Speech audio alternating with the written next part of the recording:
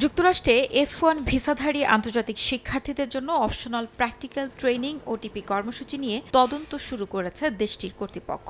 এই কর্মসূচির আওতায় শিক্ষার্থীরা পড়াশোনা শেষে ১২ থেকে ৩৬ মাস পর্যন্ত নিজেদের বিষয় সম্পর্কিত কাজে কাজ করার সুযোগ পান। প্রযুক্তি ও অন্যান্য খাতে অভিজ্ঞতা অর্জনের একটি গুরুত্বপূর্ণ পথ হিসেবে এটি দীর্ঘদিন ধরে পরিচিত।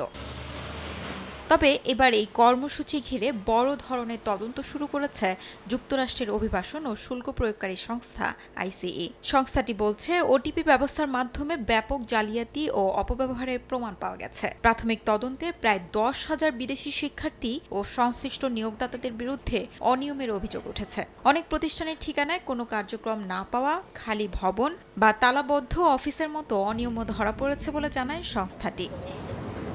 কিছু ক্ষেত্রে একই ঠিকানায় একাধিক প্রতিষ্ঠানের নাম ব্যবহারের ঘটনাও শনাক্ত করেছে তদন্তকারীরা। একটি প্রতিষ্ঠানের দাবি ছিল সেখানে মাত্র ৩ জন ওটিপি কর্মী রয়েছে, কিন্তু নথিপত্রে প্রায় ৫০০ শিক্ষার্থীর সংশ্লিষ্টতা পাওয়া গেছে। কর্মকর্তারা জানান, প্রতিষ্ঠানের কার্যক্রম সম্পর্কে প্রশ্ন করা হলে উত্তরে যুক্তরাষ্ট্রের বদলে ভারতের যোগাযোগকারীদের কাছে পাঠানো হচ্ছিল।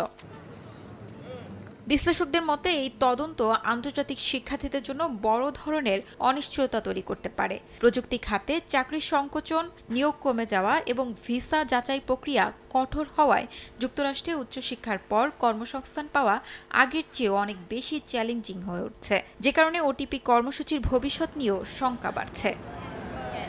শিউলি রোজা, সময় সংবাদ।